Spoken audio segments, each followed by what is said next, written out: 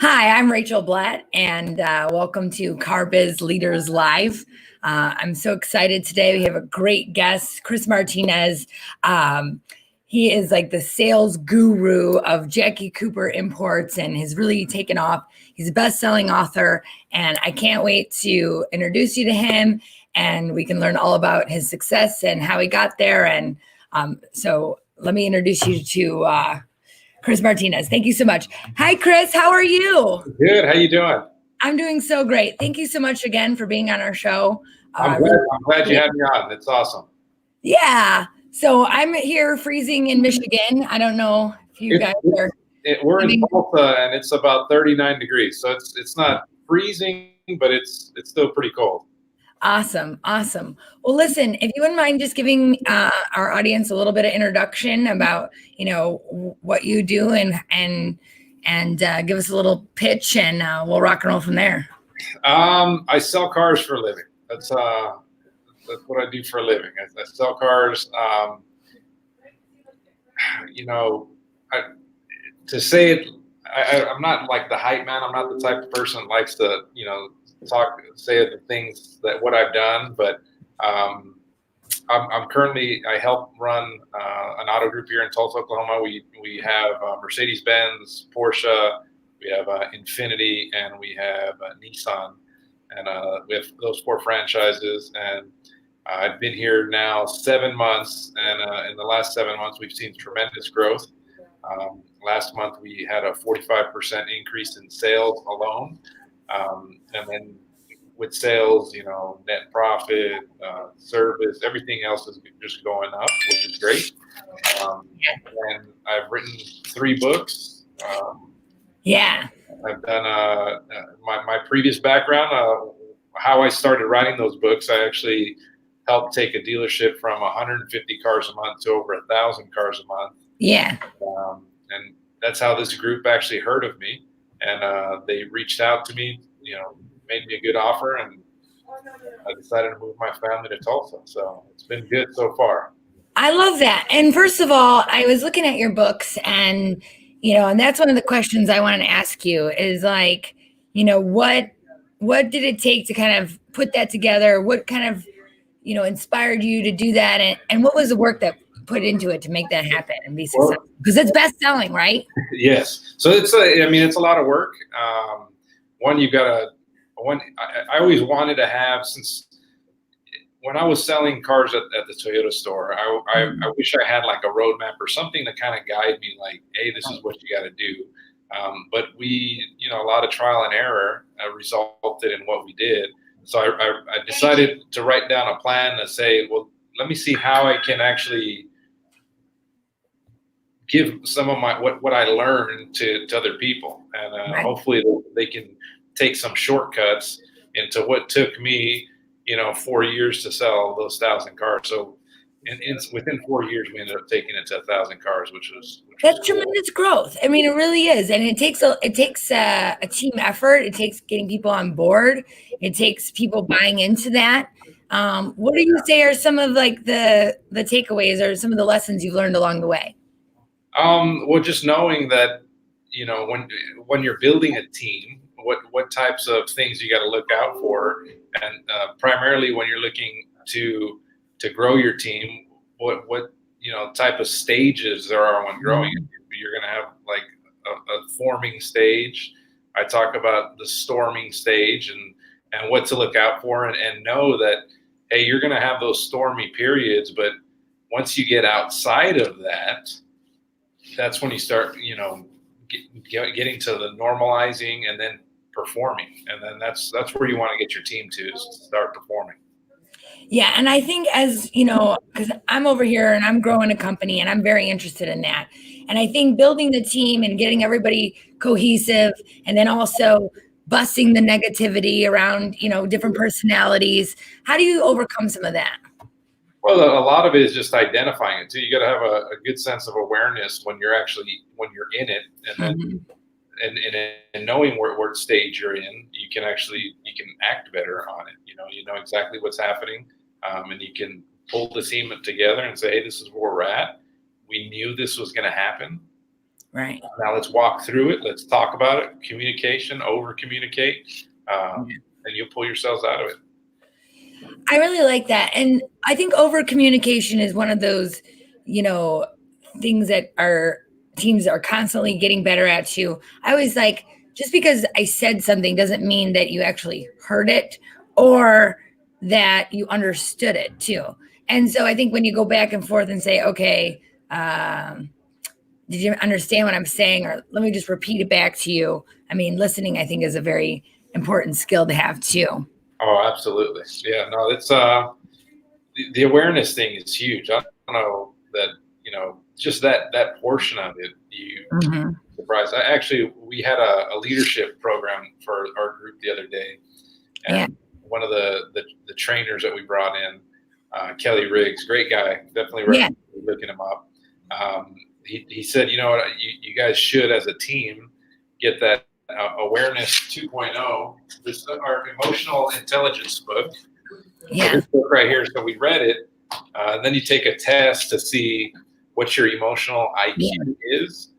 And I wasn't shocked, but I was kind of like shocked when I saw some of my managers scored really high, but then other members of our team didn't score so high. Right. And it made me understand that, some of these people's emotional IQ isn't quite there. So we're going to have to work on them a little bit more. Right. And more importantly, that person might not be the right position for that role, because you have to have a certain level of awareness in certain roles. And if they don't have that aptitude, then might not be the role that you want to have that person in. That's interesting, because I think people, and I don't really know much about emotional intelligence as I would like to. I've seen the book and I've heard about it, and that you want to have like some stability and take your emotions out of it. And, and that's difficult for me. Just I'm in the right position. But hi, Ken. Ken Walls is on. He's watching us. He's a great guy. Thanks so much for it. Love that man. Learn so much from him every single day. So, what kind of prompted you to sort of go that direction? Because there's lots of trainers out there. There's lots of different programs. I've done DISC before. I've done, there's emotional intelligence. You got the Dale Carnegies. You got the Grant Cardones. Why did you select that particular program? I'm just interested. Like, why you guys decided to go that direction for? Well, so you're talking about the emotional intelligence book? Yeah, if I'm a business owner and I'm thinking like, how am I going to, develop my people, right? And there's lots of different routes you can go. Why that particular route? Why Kelly? Why emotional intelligence? Well, Kelly Riggs, our group had been working with him over the years. Our sister stores in Oklahoma City, where they got us onto him. He's written several books himself, and he's Business Locker Room, I think, is the name of his podcast. He's interviewed a bunch of good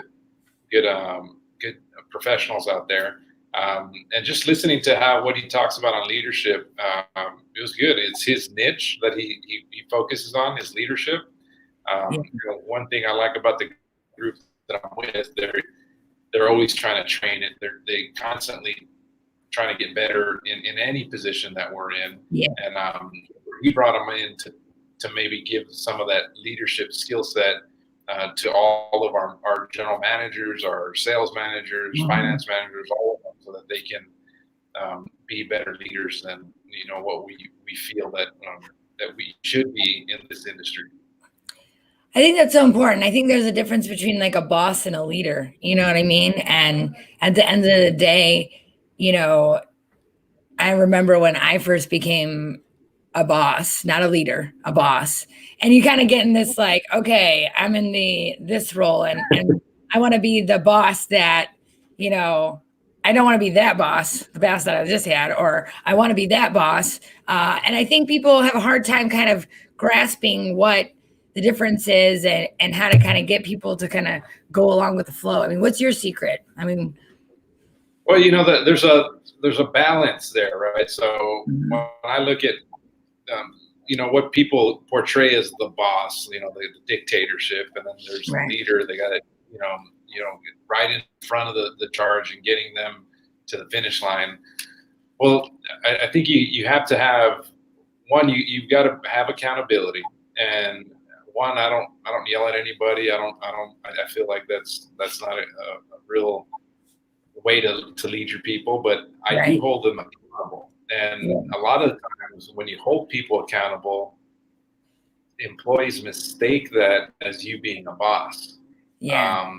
But it's so important that you hold your people and your team accountable, because that's how you're gonna get things accomplished. Without accountability, they're gonna sit there and do nothing. If there's consequences and there's things that happen as a result of not performing, a lot of times people can misunderstand that and believe that you're some type of dictator, but in reality, you're holding them accountable. So I think part of being a great leader is pushing your people to do things that they didn't think was possible. And I love that. Getting them to that next level. So I have a very particular question, because I really personally do this for me to learn, just it's my guilty pleasure. But what I want to learn is, like, when you're holding people accountable, you like the person, you love the person, you don't want to fire them, but you want to know that you're serious. How does that go about? Like, what are your consequences? What are some of the things that you do to say, hey, if you don't do this, then this happens? Because sometimes, I have a really difficult time finding out, like, I like the person, I know they have potential, but they're either like testing me like a child, right? Like, will she do it or will she not do it? And I don't want to do it. And then that's where I don't want to fire you. That's where a lot of leaders, the pitfalls on certain leaders, that they make exceptions too many times for certain individuals, instead of being clear cut. Like, hey, this is how it's going to happen. Like, I'm very clear with my employees, and I talk to them every day. And if they don't do what's required, if they don't perform, if they don't hit their certain KPIs, there's going to be some repercussions, right? So there's going to have a verbal warning, and you sit down with them and you talk to them about it. Then there's going to be a coaching, a written warning at that point. Yeah. And at that point, if they don't perform within the next 90 days, 6 months, then there's going to be some repercussions and separation from employment, or they might move to a different role. Maybe that's not the right role for them. Right. I think it's so important too, Chris, because there's a lot of times when you're busy and you're in, you're going and you're managing your deals and you're helping everybody else out. And then how do you kind of keep your eye on the flock, per se, and make sure that, everybody's doing what they're doing every single day in, day out? I mean, consistency is important. I think every good operator is going to have their playbook, right? So you got your playbook, and it's got a bunch of different things throughout the day that I walk around with, because I need to know my numbers in every store, right? So when I'm walking around, they know I know I pretty much have all the data, all the information that I need to sit with them. So when I sit down and I talk to my guys or girls on one-on-ones, it's with a purpose. I might want to see how their day is, but there's the underlying portion is there's some things I need to talk to them about, and it's something that needs to be addressed. So I might say hi to them, say, hey, how's the thing going? I sit with them, but I've got the numbers and I know exactly what it's supposed to be. And the next question right after that is, hey, how come we're not at the level we need to be? Right. So that's great. Managing with your playbook. I think that's important too. As a business owner, and my company is fairly new and it's not very established. So I like to kind of pick these things up too. Scott says I need month to month reports and 6 month reports. And I think that's great too. But when you're looking at the overall growth of things, right? And you want to keep pushing up that number, right? Like, hey, we're here now and we want to go here. Like, and how are we going to get there? What are some of the things that you add to that to tell your people to like how to help them jump up to the next level? Well, I break it down and I do the math for them. I basically sit them down and say, okay, this is where you want to be. Let's back into that and see what kind of action would you have to do to get to that number. Mm-hmm. Then we just map it out, and I say, all right, now you just got to do this, and you'll get that outcome. I mean, I just do the math. I mean, it starts there. Yeah, I like math a lot. I do. I love the numbers. I love the math. I'm like, let's do it. I was just sitting down with a customer the other day, and I was like, this is your rate. He's like, what does that look like? I'm like, here's the calculator. I do mine. But I love it, and I think it's important. And I think that's what I love about the car business too. You've got moving parts, you've got relationships, you've got math, you've got sales, you got all different, you got managing people. What are some of your favorite aspects of the business? At the end of the day, I like the people. The people are the ones that help us get to that next level. And, I really enjoy working with them. But I enjoy working with high performers. So people that want to win are the guys and girls that I love working with. The people that I just can't be. I just, for whatever reason, when I know someone is not giving their all and they're not doing what's required, it just, I can't even be on that same level as they are. I believe I'm a high performance person. I wake up at 4:30 every morning. I work 6 days a week. I'm at the gym 6 days a week, and I'm out there. I'm usually the first one in the building, and I put in the work every day. And I don't expect them to do it as much as I am, but when they are here, I expect that they're going to perform at the high level. Bring in the A game, giving 100 every single day. I love the 4:30, by the way. That is a very, I can't imagine that. Now I am better today. I get up at 7, and that's good for me. I was an 11 o'clock person for a long time. Nobody needs to know that. It took me a long time. I think it's because when you have that kind of ambition and you must love what you do. I do. It takes. Well, we're averaging a little over 530 cars a month now. So like last month or last year, we were averaging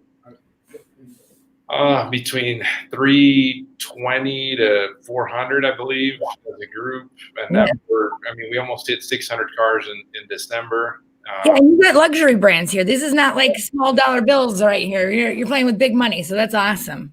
Yeah, so it's been good. So the team's been doing real good. I'm super proud of them. But there's still so much more. There's still, this is like the tip of the iceberg. We still have plenty of room for growth and a lot of opportunity. You have great brands too. I mean, I need a G-Wagon PS. Those are cars. I love those cars. I love them. And they got a song to go with it, and I'm all about it. G-Wagon.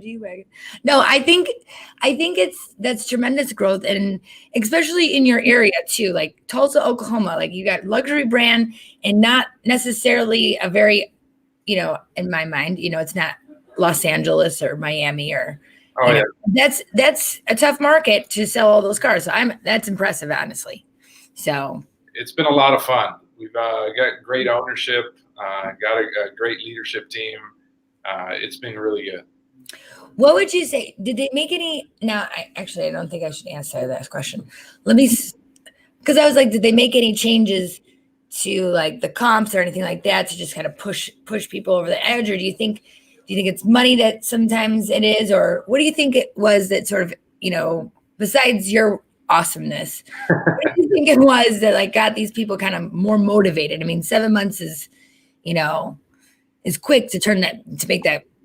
Oh yeah. Well, I think just always like what I think is just showing them just a different approach on how they were working certain things. Yeah. And then just kind of just looking at industry benchmarks and kind of showing them where there's some opportunities that we could grow. We definitely changed up the marketing plan quite a bit. But we came in, I had a plan, and we've executed pretty pretty strong. So it's been good. When it comes now, listen, marketing is so like such a big thing in the car business and even my business, right? And there's, I hear people spending like $50,000 here and $50,000 there. And, are there any like, would you say any like sort of non-expensive ways to get your name out there that we can kind of help our family out with? Social media, I think, super underutilized. I think that, if you're going to spend any money, you need to start at least there because you can get so targeted to the specific type of person you're looking for. Mm-hmm. And then I think that from in your scenario, the, business to business type relationship that you do, LinkedIn is a big thing. So Yeah, be posting your message on LinkedIn. It's a great avenue for looking at different people that you're trying to target.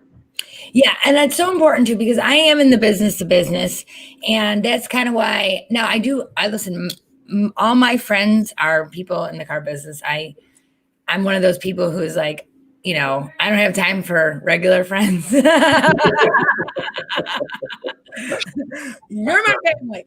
Okay. But we're going through and it is so hard to kind of target the people that you want. I do use LinkedIn quite a bit actually, and it's always been working for me.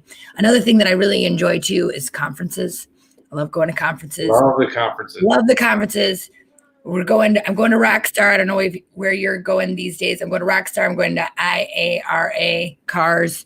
I'm heading over to Used Car Week and Women in Automotive. I don't know which conferences you love, but I love these conferences. And you were just at NAB because I was watching your video and I was loving it. Well, the conference I was at was NADA, and that was great. Mm-hmm. Last year I went to Used Car Week, which is great, and I also went to GrowthCon.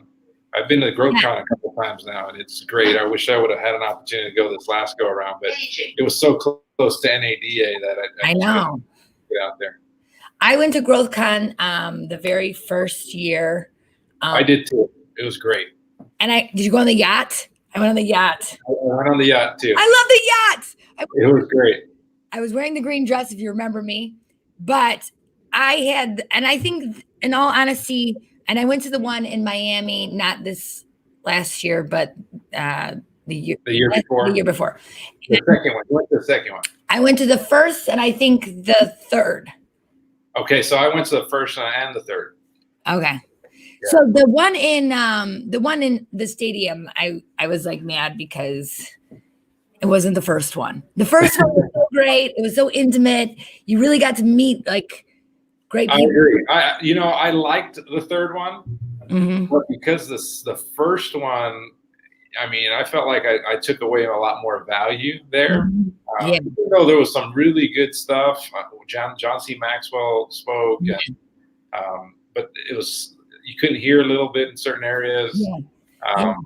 But it was the first one. That was the one that kind of changed everything that I was looking at. It was good. I love going to those conferences because you really do, and I do love GrowthCon too because there's a lot of people in automotive, and that is, I don't know about you, but the 10X rule has changed my life. I literally am the 10X rule. I mean, I started Grant Cardone making $30,000. Before I started this company, I was making 300. I mean, it was 10X. Okay. and now I start my own company. I make like a quarter of that now. Very tiny money. But I call it the haircut. Okay. You got to take a haircut to grow, That's what we all have to do. And I think that's important for everybody to learn too, is like when you start a new position and you're going through a change, you don't get the results right away, Can you speak to that a little bit? I can. When you do go take that leap, you got to have that faith in yourself that you can turn it around. I mean, it was a big decision for me to move my family up to Tulsa. Yeah, where'd you move from, by the way?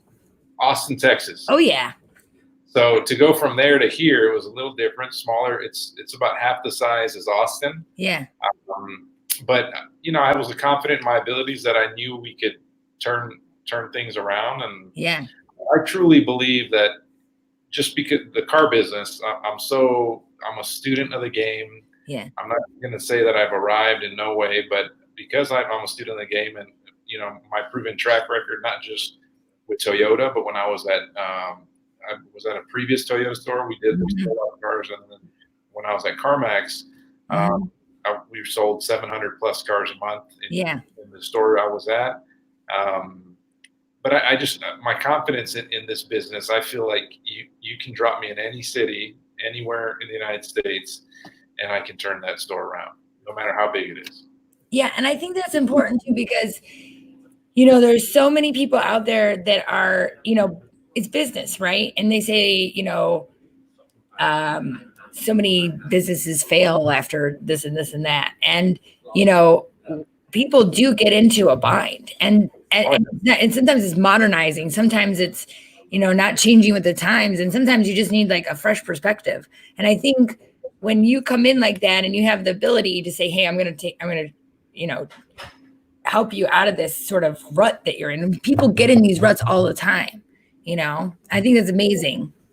Oh yeah, no, I know it's, and what I always, and I preface this because, during the financial crisis, it was, a lot of dealerships closed, but we managed to have growth during that time at the store I was at.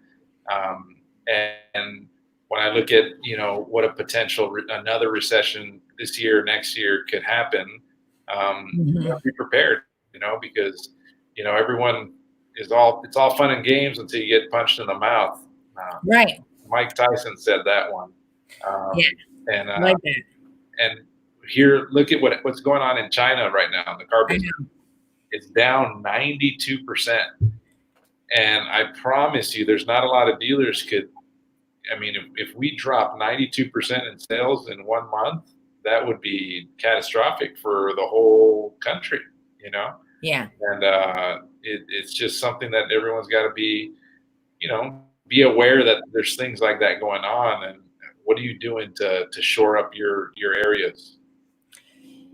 I think, and since you are familiar with Grant Cardone, because, we went through this for a time, and this is kind of where we dig in, he was like, when that happens, you just have to go harder. And I think a lot of people get scared. Like my husband and I were just talking about the coronavirus over lunch today, and he's like, it's coming to the United States, and it'll be a pandemic and this and that. And I'm like, okay, well, go get your flu shot and let's roll, we're not going to die. We're going to get through this. But I think sometimes that fear paralyzes a lot of people. Like, oh my God, we can't go anywhere. We can't spend our money. We can't do this because we might die, and it's a real thing. It really is a real thing. It's happening right now in China. So we just got to be, aware and make sure that you're shoring up all your inefficiencies right now. I think that's so smart too. And not only that, but in that game, like how do you shore up your efficiencies? Like that's one of the things that I'm very interested in. Like, where do you look? What do you look at? Do you look at process? Well, you tighten that up a little bit. You tighten up your expenses, make sure they're every expense is maximizing every one of your dollars. And then you're looking at your processes to see, hey, maybe there's some certain areas that I can trim because maybe you're doing some redundant tasks in certain areas, and maybe that redundant task needs to go away. So remove any redundancies in your business today. It's wonderful. Listen, hey, Justin, thank you so much for coming on. I love everybody that's here. Thank you so much for being on my show. Chris, last words, final thoughts. Let's go. We got a great people out here, and give us some advice to take with us today. No, just keep performing at the highest level.